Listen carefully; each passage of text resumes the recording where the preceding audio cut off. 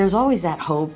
I'm a faith-based person, and even if it did get... Amy Roloff was the heart of Little People, Big World.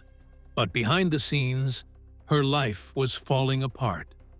A hidden affair. And 10 years later, Matt and Amy finalized their divorce after 28 years of marriage. A brutal divorce. A son's shocking abuse allegation that was never shown on camera. And a family once so close, now barely speaking. While fans watched episodes filled with laughter and love, the truth was far more painful. Why did Amy stay silent for so long? And what was really happening when the cameras stopped rolling? This is the heartbreaking tragedy they never showed you. Let's discover the girl who was never meant to make it. She was never supposed to be seen. Not on national TV, not on magazine covers, not as the face of one of TLC's most iconic reality shows. When Amy Roloff was born in 1962, the world already had a script written for her, one that didn't include success, independence, or love. She had a rare form of dwarfism, and back then, that diagnosis meant a life on the sidelines. But Amy didn't follow the script. She tore it apart. So how did she rise? What did she lose in the process? And what price did she pay for finally being seen? Amy Jo Knight was born on September 17, 1962 in Michigan. She had achondroplasia, a genetic condition that affects bone growth. In simple terms, it's the most common form of dwarfism. People with achondroplasia typically have an average-sized torso but shorter arms and legs. They may also face spinal problems, joint pain, and other physical complications. But the challenges aren't just medical. The social weight of standing out, especially as a child, is brutal. Amy once admitted that, for much of her life, other people's opinions shaped how she saw herself more than her own did. That's not insecurity. That's survival. Growing up in a world that was not built for her, Amy had to fight for things that most people take for granted. Public school was not kind. Children stared. Adults whispered. Stairs, desks, lockers. Every corner of the world reminded her that she was different. But what shaped her even more was the subtle, persistent message that different meant less. Her mother, Patricia Knight, was a quiet but constant support in her life. Her father, Gordon, worked for Ford Motor Company and expected discipline and resilience. Amy grew up in a working-class home with 3 siblings, Cindy, Catherine, and Roger. The loss of her sister Cindy in 2015 would come much later, but even in childhood, Amy understood grief. It was the grief of being overlooked, the grief of having to work twice as hard to prove you belonged, the grief of watching doors close before you even had a chance to knock. But Amy had one thing in her corner: focus. She poured herself into academics, especially business and economics. It was a decision driven by realism. If the world was going to underestimate her, she would learn how to navigate it from the inside. Despite the physical challenges that came with her condition, and the lack of accommodations in 1970s public schools, Amy graduated from Franklin High School. Then, in a move few expected, she went on to attend Central Michigan University. In those days, college wasn't just rare for someone with dwarfism.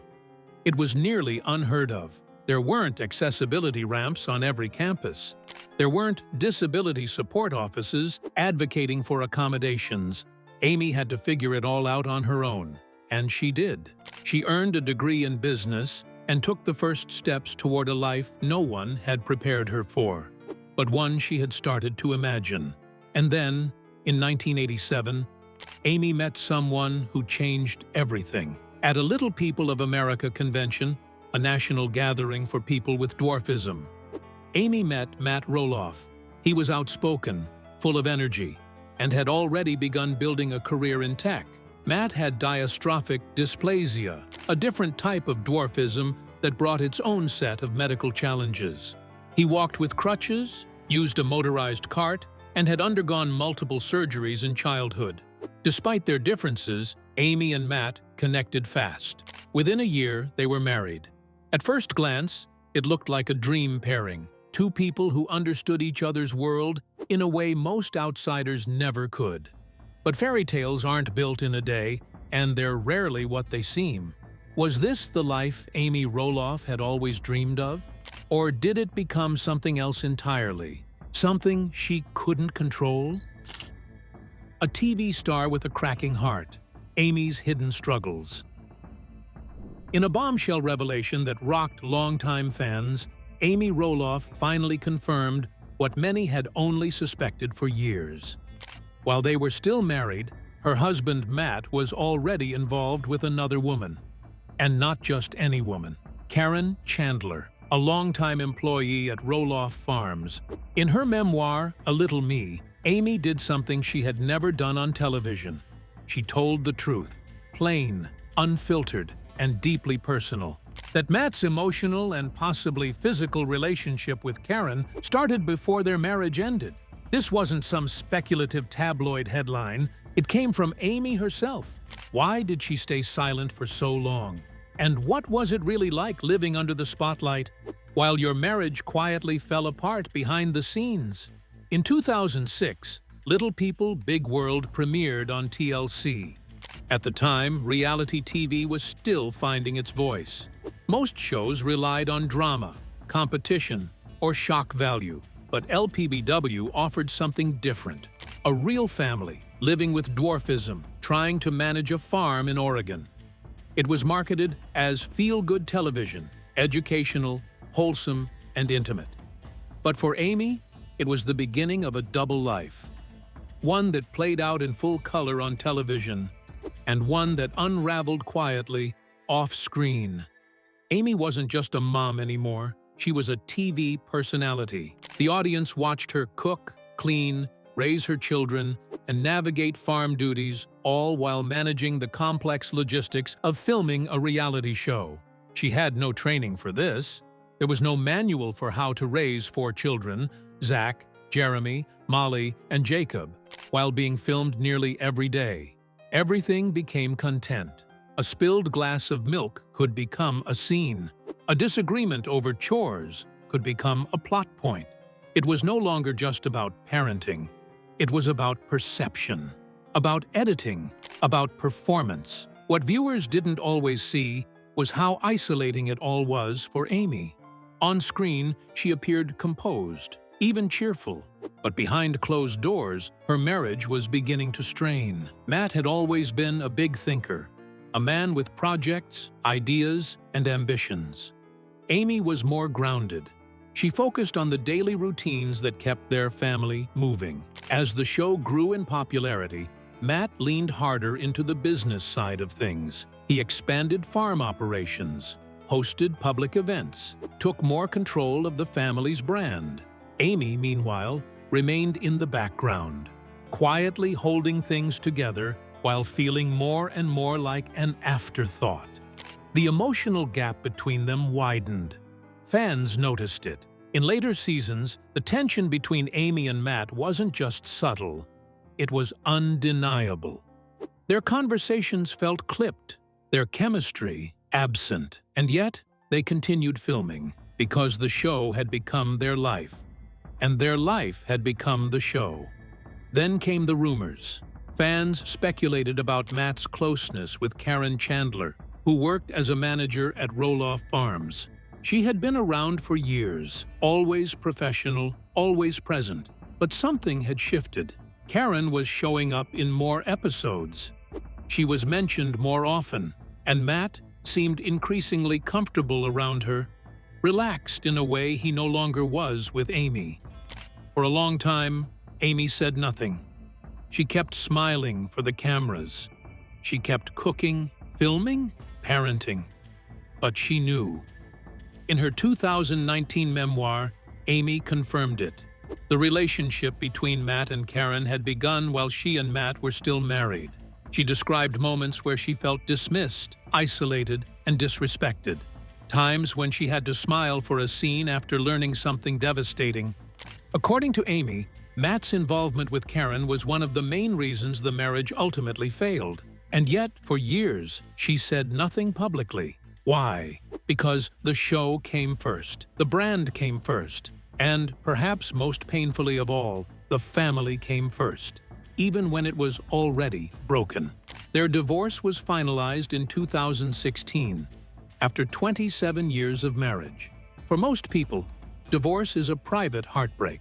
For Amy, it happened on national television. Millions of viewers watched her leave the home she built, pack up her memories, and start over in a new house. They watched as Matt remained on the farm, her farm. The same land they had built together, acre by acre, season by season. And then came the final blow. Amy had to sell her share of Roloff Farms to Matt. Let that sink in. The man who, by her own account, emotionally betrayed her, was now the sole owner of the place they had raised their children. Legally, it was clean, but emotionally, it was a gut punch. Selling her share wasn't just a financial transaction, it was a surrender, a forced letting go of everything she had built for nearly 3 decades.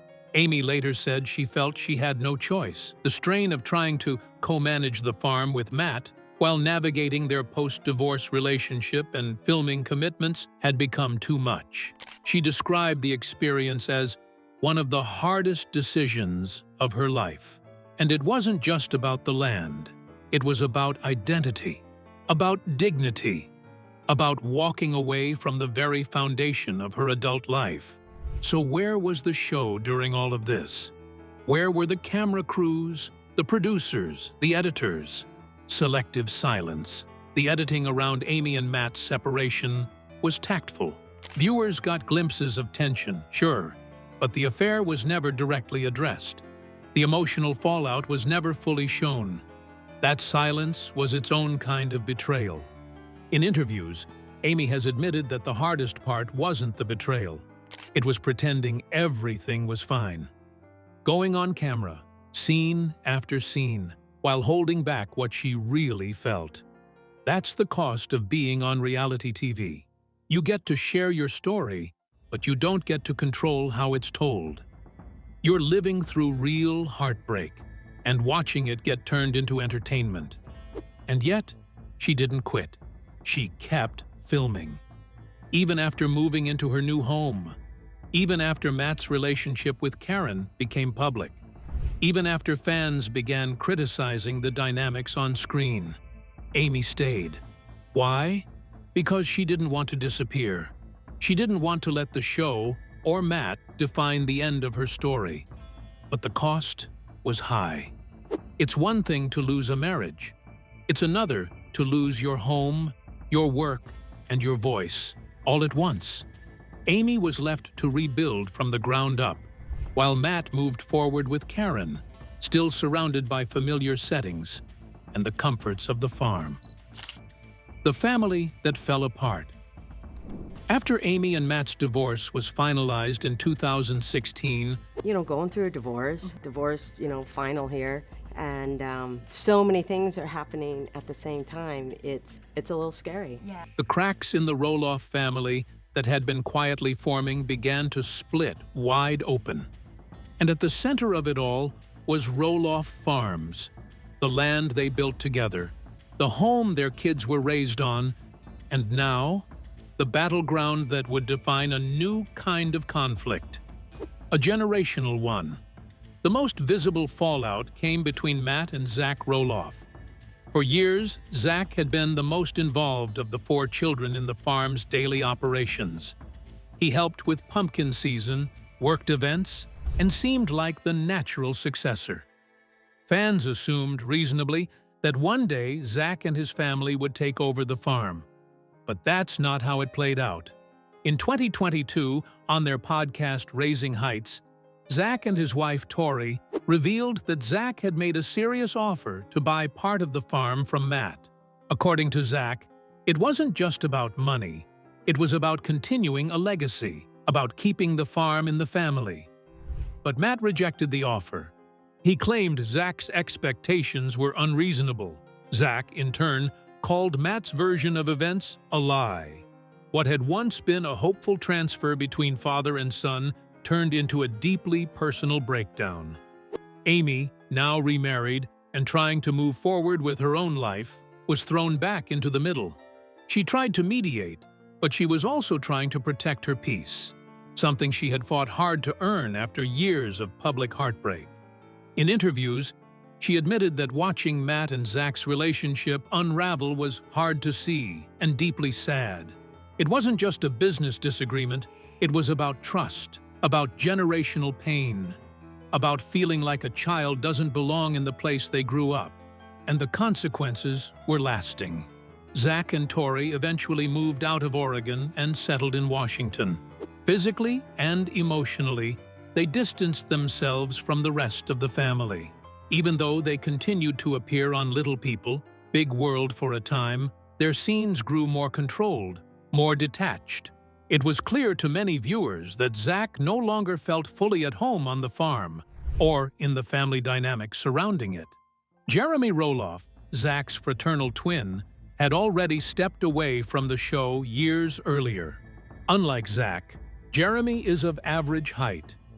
He and his wife Audrey chose a different path, more rooted in Christian family values and online branding. They launched books, courses, and a lifestyle blog. They also made it clear that they wanted no part of the family drama. But their absence didn't help. In fact, it left a vacuum. Once, Zach and Jeremy had been inseparable. They shared a room, shared friends, shared the experience of growing up on camera. But as adults, they took dramatically different roads, and those roads rarely crossed.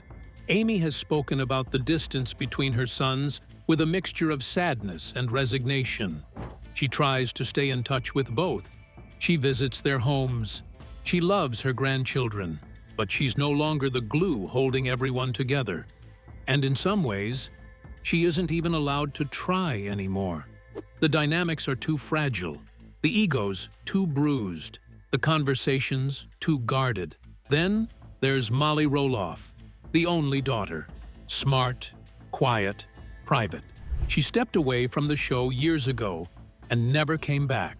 She lives in Spokane, Washington, with her husband, Joel, and works in accounting. You won't find her doing interviews. You won't find her at farm events. You won't even find her in most family group photos. It's not because of any dramatic falling out, but her absence still speaks volumes.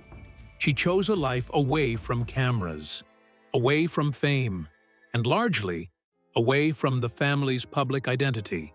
And finally, there's Jacob, the youngest Roloff and the most outspoken. In 2020, Jacob dropped a bombshell that went far beyond farm disputes or family tension. He revealed in a public statement that he had been exploited as a child by a former producer on Little People, Big World. The abuse allegedly occurred during the early seasons of the show. Jacob's statement was detailed, raw, and painful. He did not name the producer, but his message was clear. The environment that made the Roloffs famous also made him unsafe. Jacob's relationship with the show and with fame was severed after that. He continues to speak critically about reality television, the production industry, and the exploitation of children on camera. He and his wife, Isabel, live nearby and maintain a relationship with Amy, but Jacob does not film. He doesn't entertain nostalgia. He doesn't romanticize the past. To him, the show was a wound, not a gift. All of this leaves Amy in a strange, painful position.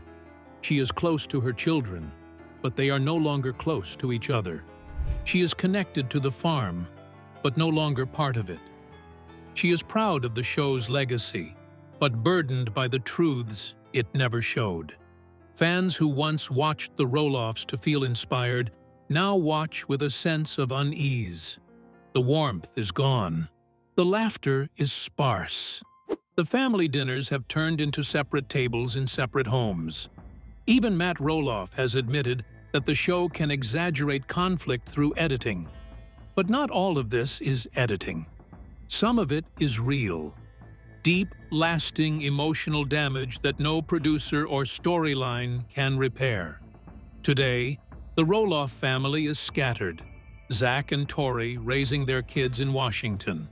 Jeremy and Audrey focusing on brand deals and podcast episodes. Molly keeping her head down. Jacob speaking out against the very system that made the family famous. And Amy, still standing, still baking, still speaking, but no longer surrounded by the full circle of children she once was. The show may still be airing reruns. The farm may still run tours in the fall. But the Roloff family that fans fell in love with, that family is gone. The scandal that never made it on camera. What if the biggest scandal in Little People, big world history, never aired at all? What if the one event that should have stopped production, should have sparked an internal investigation, should have made national headlines, was quietly buried by the same network that built the Roloff brand?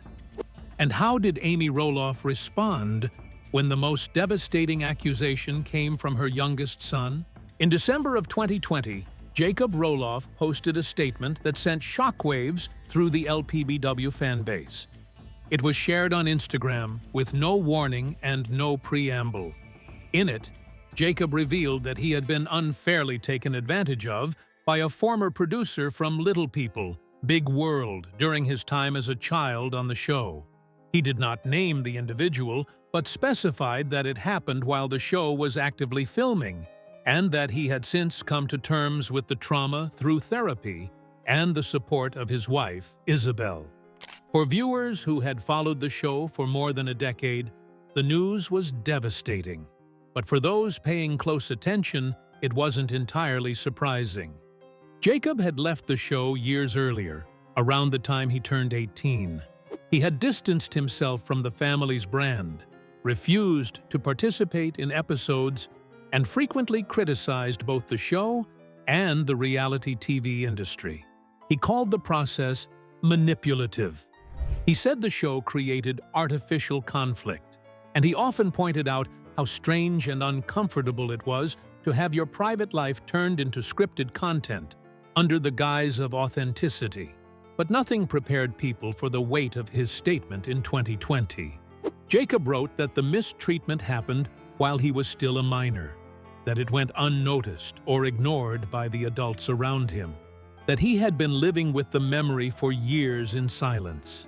TLC responded with a brief public statement expressing sadness and support, but there was no follow-up, no press conference, no criminal investigation that fans were made aware of. He says that he doesn't plan on providing details of the encounter at any point publicly. However, he does hope that the producer is never allowed around children again. No effort to disclose how someone with access to child cast members had been allowed to operate in the production environment. And what about Amy? Her initial response was muted. There was no dramatic statement, no lengthy interview. Eventually, she posted a message expressing pride in Jacob for speaking up and reaffirming her love for him. She did not, however, elaborate on whether she had known, suspected, or ever questioned the environment her children were in while filming. Some fans were sympathetic. Others wanted more. They asked, how much did Amy really know? Did she feel guilt? Was she pressured to stay silent by producers? Or was she as blindsided as the public? One of the hardest questions to confront in this story is whether the show's production team created an environment where this kind of abuse could happen, not just physically, but emotionally. Little People? Big World wasn't just a camera crew filming a few scenes each week. It was an immersive presence. Crews followed the Roloffs around their home, during family meals, during personal conversations, even during fights. The show filmed hundreds of hours of footage every year. It aired the best moments, but it also aired the worst. And it did so by editing selectively, very selectively. In recent years, Matt Roloff himself has accused TLC of manipulating scenes to make family arguments appear worse than they were. He described how small disagreements were exaggerated through editing choices, cutting reactions out of context, adding music to heighten tension, splicing unrelated clips together. In one interview, he said that some episodes portrayed the family as being at each other's throats, when in reality, the interactions had been relatively calm or resolved quickly. This isn't unusual in reality TV. Editors often shape raw footage into narratives that are more emotionally gripping. But when it comes to family, and especially when children are involved, those choices carry enormous consequences. Take Amy, for example. Fans have noticed that her emotional responses often feel slightly off, like her words were clipped mid-sentence, like her reactions didn't match the moment. There are scenes where she looks visibly upset, but the show moves on without context. Some speculate that TLC edited Amy to appear cold, distant, or overly emotional. I'm allowing that part of me that has been shut down for a while, just being in the mom role and all the other things that we're doing now. Depending on the episode's theme. Was this just editing?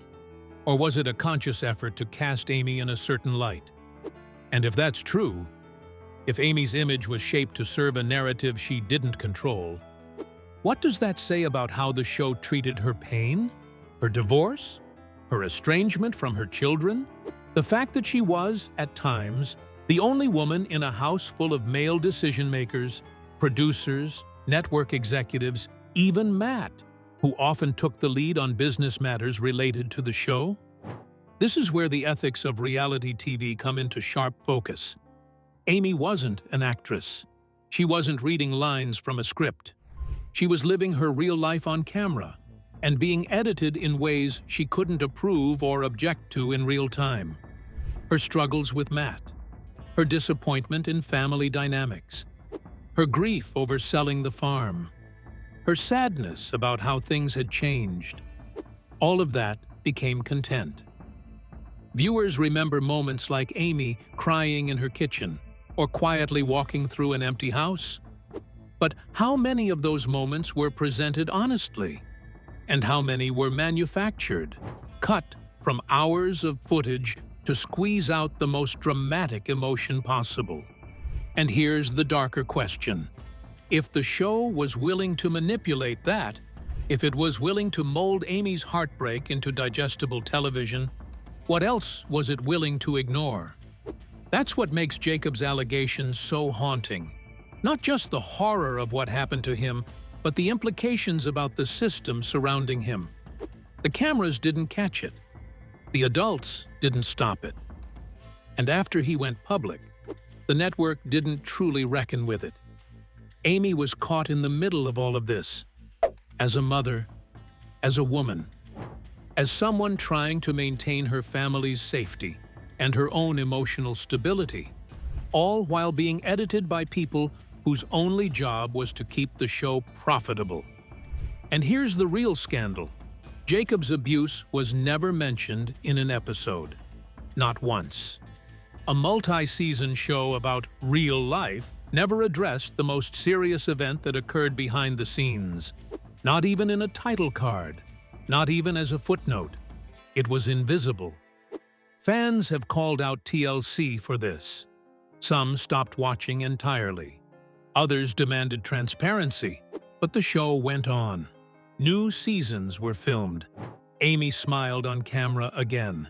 And Jacob's story, arguably the most important one in the family's entire journey, remains on the outside. So what does it mean when the realest part of a reality show is the part it refuses to show? When the mother of the family has to carry the emotional weight of both a personal betrayal and a public silence. When the network profits from pain it helped create, but doesn't acknowledge. Amy Roloff never asked to be a celebrity. She agreed to be herself on camera. But in doing so, she opened herself up to a system that didn't protect her son, didn't honor her story, and didn't always show the truth. What she lost wasn't just privacy. It was control. And now, the audience is only just starting to see how deep that loss really goes. Section 5. The Woman Who Refused to Break. In 2016, after selling her share of Roloff Farms and finalizing her divorce from Matt, Amy moved into a new house and began a new chapter. But starting over at that stage in life wasn't about reinvention. It was about rediscovering parts of herself that had been buried for years. One of those parts was cooking. Not for a segment or a scene, but just to create something warm, something grounding. That's how Amy Roloff's little kitchen began.